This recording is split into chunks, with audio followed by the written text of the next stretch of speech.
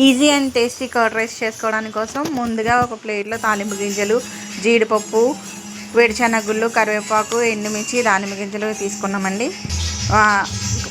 అన్నం తీసుకొని ఒక బౌల్లోకి అందులో పెరుగు, కొంచెం ఉప్పు, 2 చుక్కల నిమ్మరసం కలిపి తర్వాత ప్యాన్లో నెయ్యి వేసుకున్నాం.